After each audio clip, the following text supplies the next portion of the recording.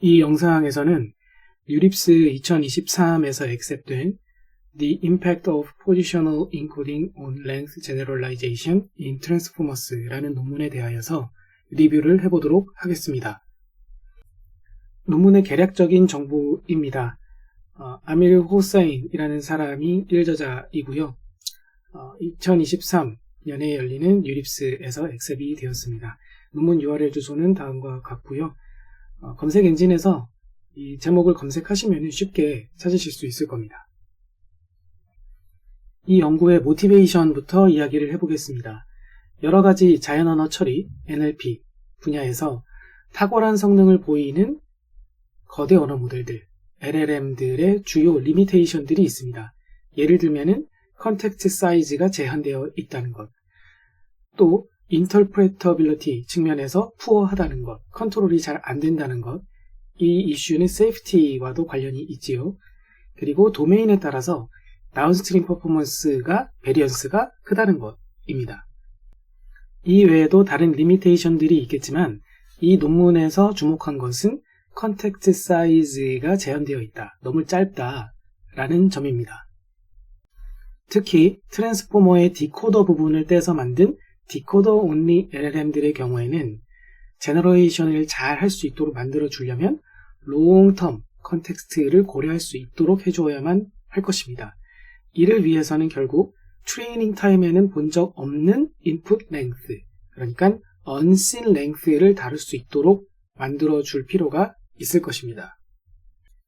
이와 같은 unseen length에 대해서 다룰 수 있는가, 즉 extrapolation 영역에 대해서도 잘 동작하는가를 다루는 length generalization이라는 이 이슈에 대하여서 포지셔널 인코딩 기법들이 영향을 크게 미친다라고 알려져 있습니다.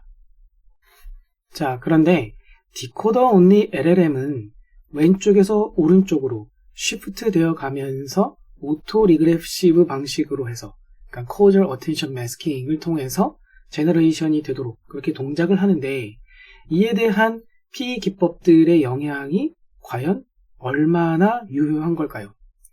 이에 대해서 제대로 된 인베스티게이션이 아직까지 없었다라고 화두를 던지고 있습니다. 과연 이 P 기법들이 디코더 온리 LLM들의 랭스 제너럴라이제이션에 실제 도움이 얼마나 되고 있는 것일까를 탐구를 해 본 것입니다. 논문의 프로블럼, 솔루션, 컨트리뷰션을 정리해 보도록 하겠습니다. 우선 프로블럼입니다. 디코더 온리 LLM의 랭스 제너럴라이제이션을 위한 P 기법들 간의 임팩트를 분석을 하고자 했습니다. 이때 솔루션으로는 다운스트림 태스크 퍼포먼스로서 성능을 분석을 했다라고 되어 있어요.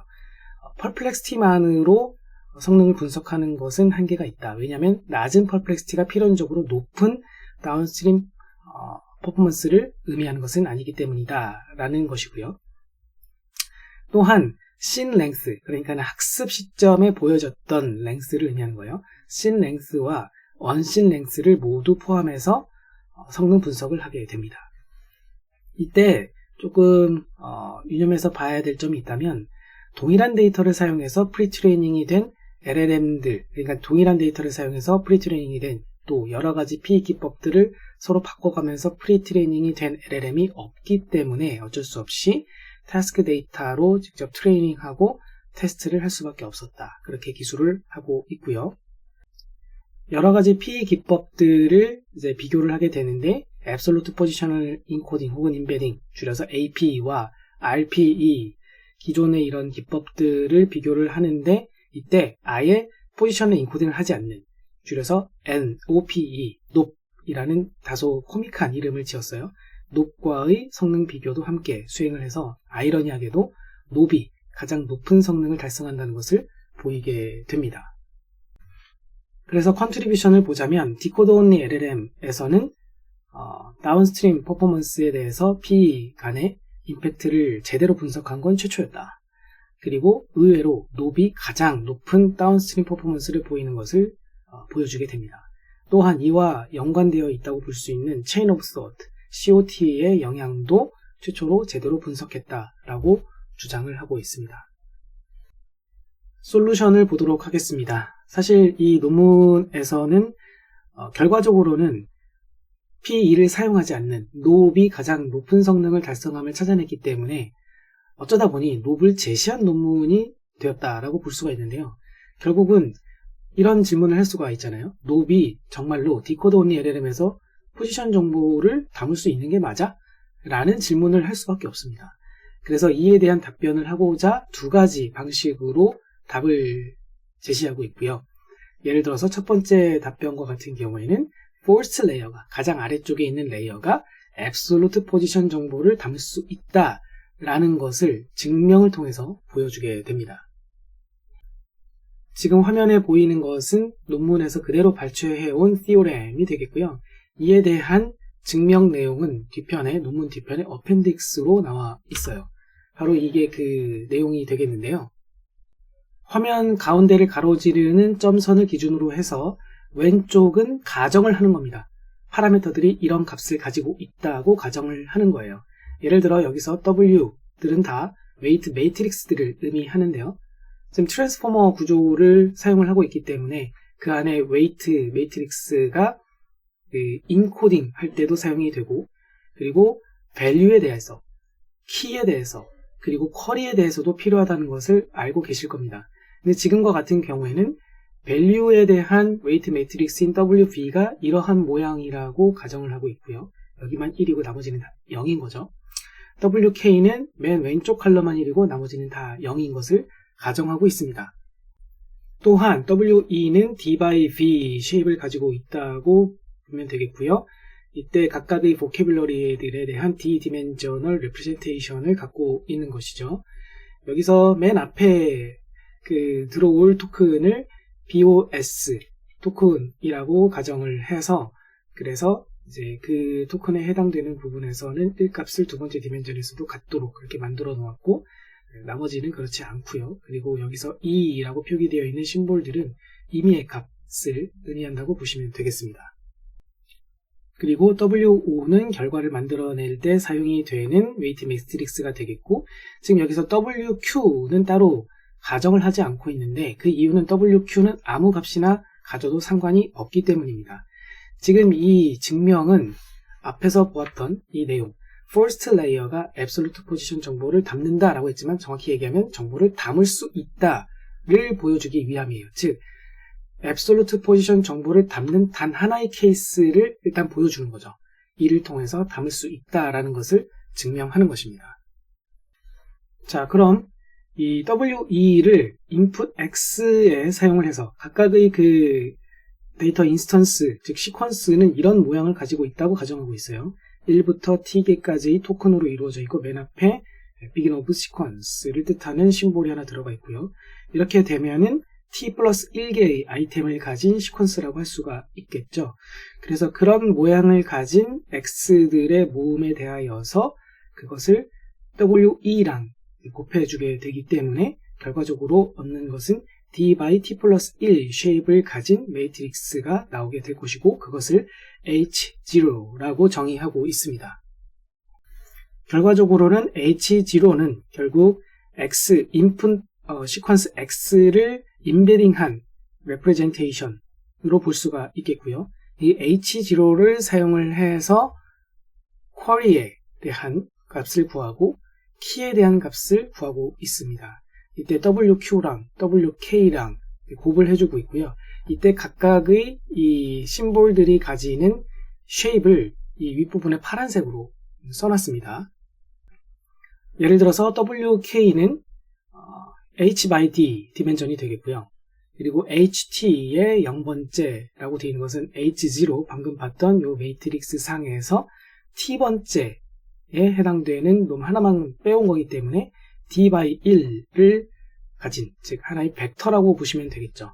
그것과 내적을 함으로써 결과적으로 얻는 것은 H by 1 쉐입을 가진 QT가 나오게 됩니다. 그 실체가 이렇게 생겼겠죠. Q1부터 시작해서 QH까지를 가지는 것을 QT라고 정의를 하고 있어요.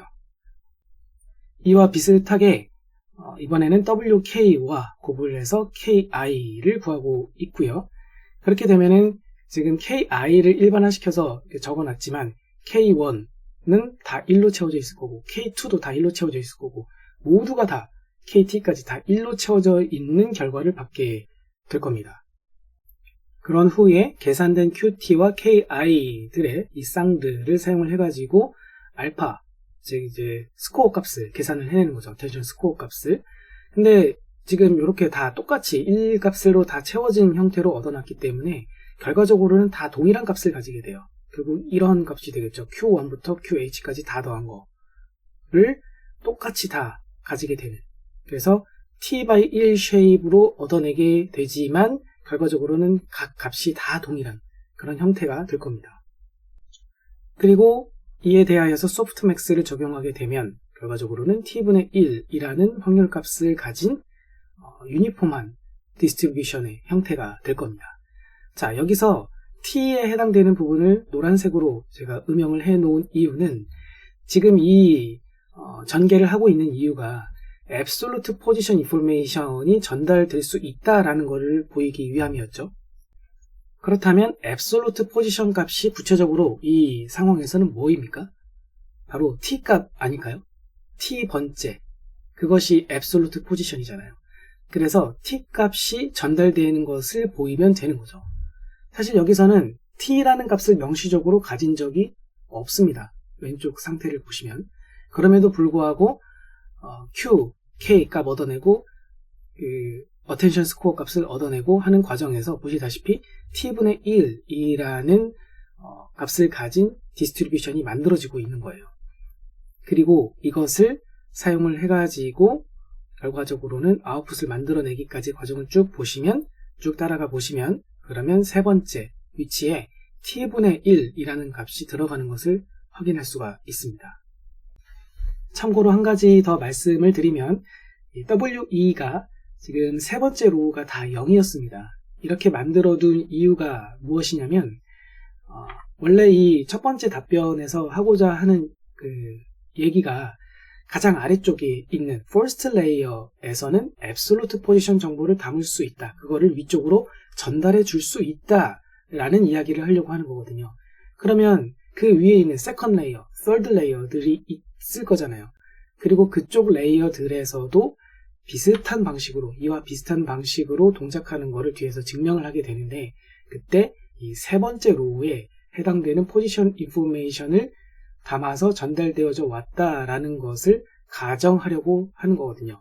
그러한 안배 하에서 이 세 번째 로우를 다 0으로 만들어 둔 겁니다.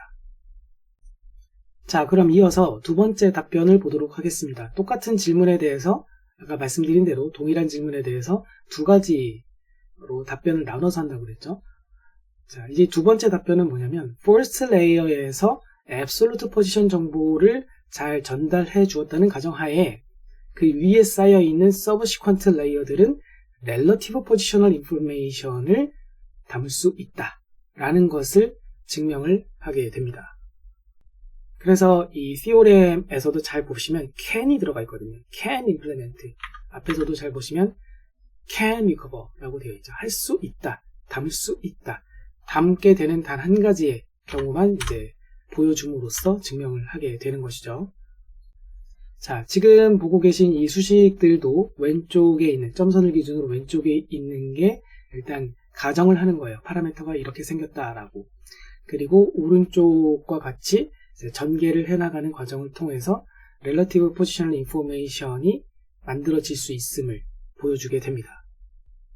자, 여기서 WQ와 WK는 이런 모양을 갖고 있어요 라고 가정을 하고 있고요. 여기서 W 값들은 임의의 웨이트 값들을 의미하는 것이고 나머지 값들은 의도적으로 이렇게 세팅을 해놓은 거예요. 그리고 HL이라고 되어 있는데 이것은 L번째 레이어에서 이제 입력으로 취하게 되는 H값이라고 보시면 되겠습니다. 앞에서 그 첫 번째 답변에서는 이 H0라고 해가지고 이렇게 표기가 됐었죠. H0가 이제 입력값이 들어왔을 때 임베딩을 거쳐서 나온 값이었어요. 그리고 이것을 통해서 결과적으로 만들어냈죠. 이 아웃풋을. 그리고 그러한 아웃풋이 위쪽 레이어에 전달되어져서 오게 되는데 그때 취하는 값들이 쉐입을 보시면 d by t 플러스 1 쉐입을 갖고 있고, 그것이 해당되는 이제 L번째 레이어, 뭐 두 번째 레이어에 대한 거면 이 L 값이 2겠죠. 세 번째 레이어면 L 값이 3인 거고, 일반화시켜서 쓴 거예요. 이미 L번째 레이어가 취할 그 입력값, representation을 HL이라고 표기를 하고 있는 겁니다. 그리고 앞에서 말씀드린 것처럼 이 WE에서 세 번째 로우를 0으로 만들어 줌으로써 H0에서는 세 번째 로우가 다 0으로 만들어져 있었고, 결과적으로는 아웃풋을 만들어낼 때 세 번째 아이템에다가 Absolute Position Information이 전달될 수 있어요 라는 걸 보였단 말이죠. 그렇기 때문에 이 두 번째 답변에 대한 그 증명 과정에서도 HL에 대해서 세 번째 로우를 잘 보시면 Absolute Position 정보가 전달되어졌다 왔다는 가정을 힘입어서 이렇게 표기하고 있는 거예요. 첫 번째 거, 두 번째 거, 세 번째 거, 네 번째 거, 이게 t 값인 거죠. 그래서 t 플러스 1 번째 스텝까지의 입력에 대해서 representation이 온 거기 때문에 그 absolute position information이라고 볼 수 있는 숫자 값들을 이 세 번째 로우에다가 담겨져 있다라고 가정하고 출발하고 있는 겁니다. 자, 그럼 이제 똑같이 앞에서 봤던 거랑 유사하게 Q 값을 만들어냈고요. 그럼 이 가정했었던 WQ와 WK에 의해서 이렇게 값이 만들어지고 또 K 값도 얻어내고 있습니다. 근데 여기서 잘 보시면 WV에 대해서는 따로 정의한 게 없죠. 가정하고 있는 게 없어요. 그 이유는 WV는 아무 값이나 가져도 상관없기 때문입니다. 자, 아무튼 KI도 이렇게 일반화해서 써놓기는 했는데 K1은 이런 값, K2는 이런 값, K3도 이런 값. 잘 보시면 첫 번째 로우에 Absolute Position에 해당되는 정보가 그 값들이 들어가 있는 것을 알 수가 있고요. 이렇게 계산된 Q와 K를 사용을 해서 스코어를 계산을 해보면은 이 두 번째는 오른쪽에 있는 부분과 같이 수식이 정리가 되게 됩니다. 이것을 좀 더 깔끔하게 써보면 이렇게 바뀌게 되고요. 이것을 조금 더 그럴듯하게 이것을 또 함수라고 보고 이 부분도 또 다른 함수라고 정의해서 다시 표현을 해본 거예요. 다시 말해서 FCNT와 FREL은 각각 컨텐트, 그 내용에 담겨있는 어떤 의미, 컨텐트에 대해서 다루는 펑션이고 FREL은 키와 그 쿼리, 그러니까 Q랑 K죠. 키와 쿼리 간의 relative information, relative positional information을 그 다루는 펑션이다 라는 의미로 좀 더 일반화해서 써준 겁니다. 아무튼 여기서 주목할 것은 이 노란색 음영으로 된 부분이에요. 즉 t-i라고 된 부분인데 이걸 왜 주목해야 되냐면 이 지금 증명을 하는 이유가 relative positional information이 만들어지는가를 보여주면 되는 거잖아요. t-i가 무엇입니까? t가 우선 뭐고 i가 뭐죠? t는 쿼리에 대한 위치를 의미하는 거죠. 그래서 qt라고 했었지 않습니까? 그리고 i는 무엇입니까? 키에 대한 위치를 나타내는 거예요. ki라고 그래서 위에서 써놨었죠. 즉 t-i라는 것은 q와 k 간의, 즉 쿼리와 키 간의 relative한 상대적인 포지션 인포메이션을 의미하는 텀인 것입니다.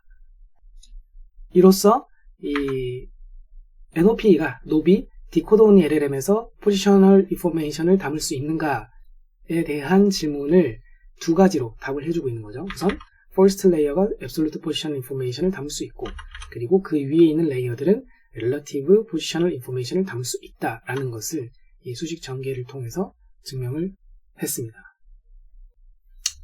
이제부터는 실험 결과를 보도록 하겠습니다. 실험에 사용한 태스크는 총 3가지 캐테고리가 되겠고, 각 캐테고리별로 2가지, 그리고 6가지, 그리고 2가지 해서 총 10개의 태스크들로 이루어져 있겠고요. 저자들이 이야기하기로는 이 태스크들이 모두 다 하이 레벨의 리즈닝이 필요한 건 아니다.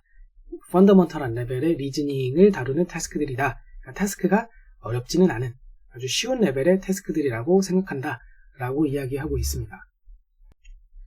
이 태스크들을 잠깐 한번 보시면 copy라는 태스크는 input example로 copy the following words 한 다음에 어떤 그 월드 5개가 나오고, 그리고 나면은 output example, 즉 결과로 나와야 하는 것은 이래야만 합니다 라고 정답, 레이블이 나왔다는 것이죠. 레이블이 W1, W5까지 그대로 나와 있죠. 굉장히 심플한 타스크죠. 리버스도 비슷하게 나와 있고요. 다른 타스크들도 결국 비슷하게 어떤 형식이냐면 간단한 problem statement, 퀘스천이 나오고 그에 대한 answer, 솔루션이 이런 식으로 나오게끔 그렇게 정의가 되어 있습니다. 실험을 위한 셋업을 보도록 하겠습니다.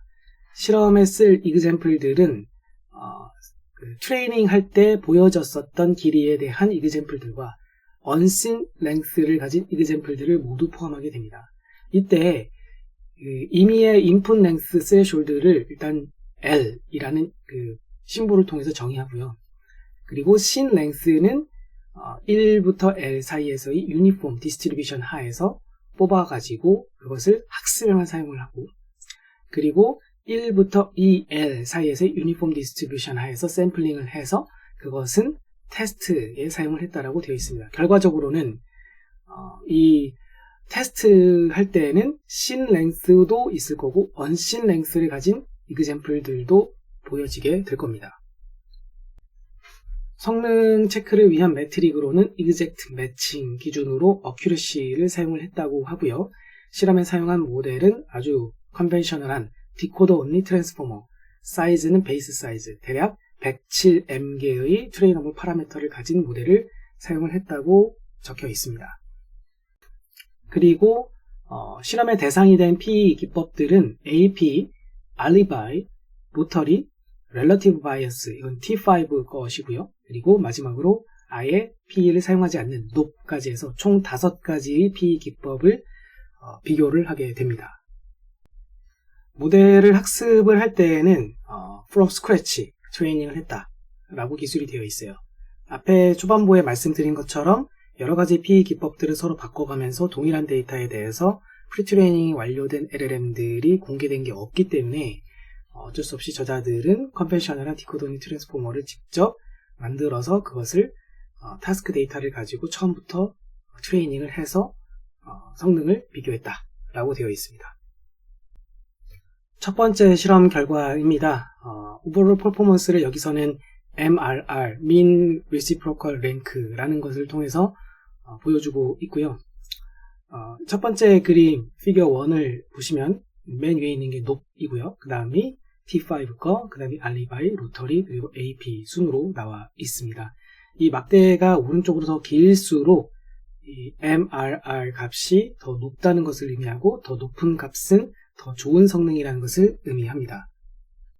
이 수치 값들은 앞서 소개드렸던 10가지 태스크에서 각각의 인코딩 기법들이 몇 위를 달성을 했는가, 그 랭킹을 사용을 해가지고 얻어진 MRR 값이에요. 그래서 재미있게도 이 높이 가장 높은 성능을 달성을 했고요.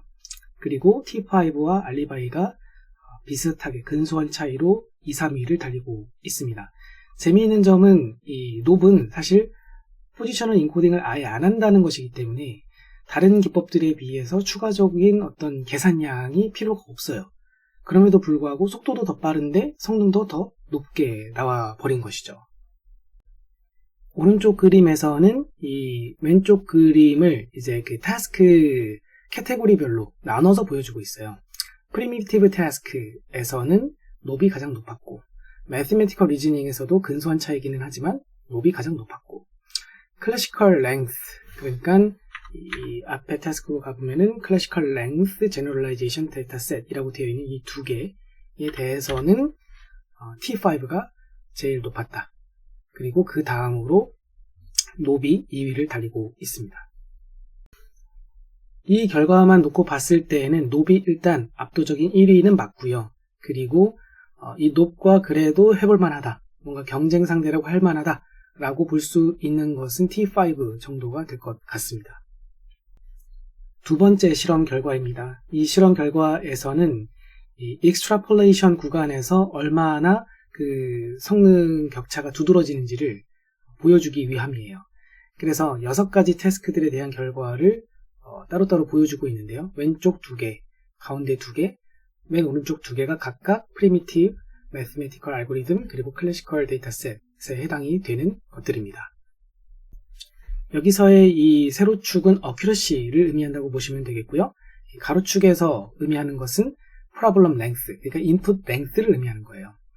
그래서 여기서 회색 음영으로 되어 있는 이 구간이 Sin Length 구간이라고 보시면 되겠고, 이 회색 음영이 끝나는 부분부터는 이렇게 그냥 하얀색으로 되어 있는 구간은 Unseen Length라고 보시면 되겠습니다. 다시 말해서 이 Primitive Task들에 대해서는 이 L 값, 앞에서 이 Sin Length를 뽑아낼 때 이 L이라는 이 threshold 값을 사용을 해가지고 트레이닝 데이터를 샘플링하고 테스트 데이터를 샘플링 한다고 했잖아요. 이 L 사이에서 테스트 데이터를 샘플링 했었는데 여기서 보시면 L이 20이었던 거죠. 그래서 L인 20인 상태에서 뽑았을 때 Sin Length가 이 왼쪽 구간이 되는 것이고, 그리고 Unseen Length는 L 곱하기 2라고 볼 수 있는 40까지의 나머지 구간이 되는 것입니다.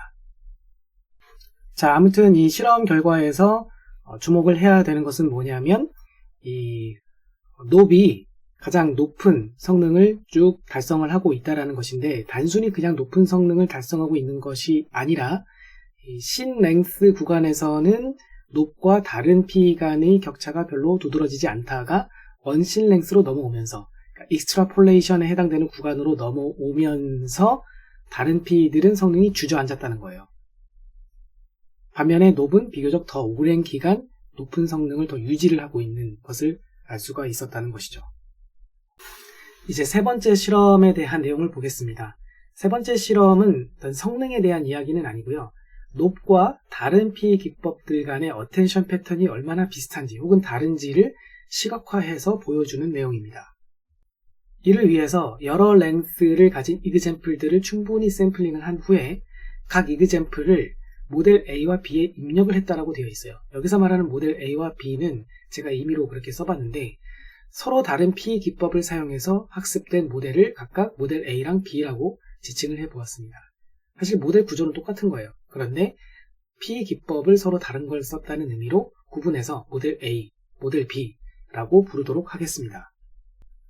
그랬을 때 모델 A와 B의 동일한 이그젬플들을 입력을 한 후 모델 A의 임의의 번째 레이어, 그냥 레이어 L이라고 부를게요. A의 레이어 L의 모든 헤드들과 또 모델 B에서도 또 동일한 번째 레이어, 그러니까 레이어 L의 모든 헤드들을 대상으로 어텐션 디스트리뷰션 간의 미니멈 디스턴스가 무엇인지를 계산을 하게 됩니다. 다시 말해서 각 토큰들의 포지션 T번째라고 했을 때 그 포지션 T에 대한 젠슨 셔넌 다이버전스, 줄여서 JSD라고 부를게요. JSD를 계산을 한 후에 이를 모든 포지션들에 대해서 다 에버리지를 취했어요. 그리고 이것들 간의 미니멈 디스턴스를 찾았다라는 겁니다. 그렇게 찾아낸 디스턴스 값을 사용을 해가지고 시각화를 해본 것이에요. 그래서 레이어 1번째 거에서의 시각화 결과, 두 번째 레이어에서의 결과, 세 번째, 네 번째 레이어에서의 결과이고, 오른쪽 거는 이제 그 모든 레이어들에 대한 에버리지를 취한 결과라고 보시면 되겠습니다. 세로축은 당연히 디스턴스 값을 의미하겠고, 가로축은 이그젬플들의 랭스예요. 그랬을 때 잘 보시면 첫 번째로 볼 수 있는 특징은 T5 거, 여기서 T5 거가 이 노란색 라인이거든요. T5 거 라인이 보라색, 높과 거의 겹쳐 있다고 볼 수 있을 만큼 굉장히 디스턴스가 작다라는 걸 알 수가 있어요. 근데 여기서 좀 이상하게 생각할 수 있는 부분은 높이 사실 나 자신인데 높하고 T5랑 비교했을 때 디스턴스가 노란색 라인이거든요. 근데 보라색 라인은 또 높이라고 돼 있단 말이죠. 근데 높하고 높을 비교했다는 건가? 네, 맞습니다. 보라색 라인이 의미하는 것은 높을 한번 다시 다른 시드를 사용을 해가지고 다시 한번 사용을 한 결과예요. 그러니까 나 자신과의 결과라고 보실 수 있는 거죠. 보라색 라인이. 그러면 보라색 라인이 나 자신과의 어떻게 보면은 그 디스턴스를 의미하는 건데 T5 거도 그에 못지않게 비슷한 결과를 보여주고 있다는 점이 재미있는 점입니다. 그리고 두 번째로 볼 수 있는 특징은 뭐냐면 APE, 초록색이거든요. 이 APE와 로터리, 로타리가 이 위에 있죠. 로타리와 APE는 매우 다른 패턴을 보이고 있어요. NOP와 매우 다른 패턴을 보이고 있다. 굉장히 거리가 멀다 라는 것을 알 수가 있고요. 사실 로타리 포지셔널 인베딩 같은 경우에는 렐러티브 포지셔널 인베딩이라고 볼 수가 있음에도 불구하고 재미있게도 APE하고 어떻게 보면 더 유사하다, AP에 더 가깝다라고 볼 수 있을 만큼 그런 어텐션 패턴을 보이고 있다는 점입니다. 자, 그리고 체인 오브 소트 프롬프팅과 관련된 부가적인 실험이 있었는데요. 이 부가적인 실험의 모티베이션은 이렇습니다. COT, 체인 오브 소트 프롬프팅이 랭스 제너럴라이제이션에 영향을 줄 수 있었다라는 그런 주장은 있었는데요. 그럼에도 불구하고 이 P 기법과 COT 간에 어떤 상호작용이 있는지는 불명확했었다.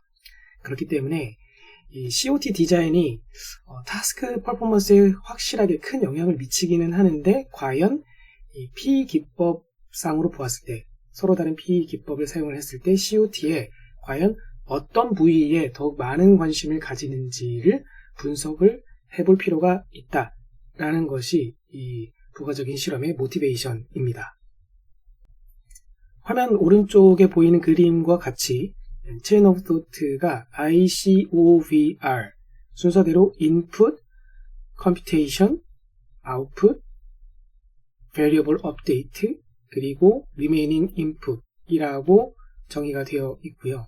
이렇게 5개의 묶음이 연속해서 등장하는 것이 체인 오브 소트다라고 정의를 내렸어요. 그렇게 한 후에 과연 이러한 ICOVR 등과 같은 부위들 중에서 어떤 부위가 과연 더욱 많은 퍼포먼스에 영향을 주고 있는가를 확인을 하게 됩니다. 6가지 타스크에 대하여서 실험을 했고요. 그래서 이 각각의 구성 요소들, 어떤 부위가 얼마나 임팩트를 가지는지를 확인하기 위해 각 구성 요소들을 제외하고 실험을 함으로써 그 임팩트를 확인하려고 했습니다. 자, 여기 화면 하단에 피규어 6이라고 되어 있는데요. 서로 다른 이 타스크들에 대하여서 이 노란색 혹은 살색으로 되어 있는 것은 체인 오브 소트를 사용하지 않은 케이스들에 대한 MRR 값이 되겠고, 그리고 보라색들은 다 이 체인 오브 소트를 사용한 결과들이라고 볼 수가 있겠습니다. 자, 그런데 의외로 이 스크래치 패드를 사용하지 않았을 때가 대부분의 타스크들에서 성능이 더 높았고, 에디션 타스크에서만 스크래치 패드를 사용을 했을 때 더 성능이 높았거든요. 그래서 이 스크래치 패드를 사용을 함으로써 성능이 높아지는 것은 타스크에 디펜던트하다. 일단 저자들은 그런 식으로 이 결과를 설명을 일단은 하고 있고요. 이 실험 결과를 토대로 에디션 타스크에 대해서만, 에디션 타스크가 이 COT를 사용을 했을 때 더 성능이 높아진 그런 타스크니까요. 에디션 타스크에 대해서만 따로 시각화를 한 번 더 해주고 있습니다. 에디션 타스크에 대해서 여러 가지 P 기법별로 쿼리와 키 사이에서의 normalized distance를 계산해서 오른쪽과 같이 시각화를 하게 됩니다. 맨 위부터 순서대로 NOP, T5 Relative P, Alibi, Rotary, 그리고 APE가 되겠고요. 그리고 각각의 그 그림에서 세로축은 얼마나 그 쿼리와 키 사이에 어텐션이 많이 되고 있나를 보여주는 것이라고 보면 되겠습니다. 그리고 가로축은 노멀라이즈가 된 그 토큰 사이에서의 거리예요. 그럼 여기서의 토큰은 뭘 의미하느냐? 지금 에디션 타스크만 고려해서 그린 거라고 그랬잖아요.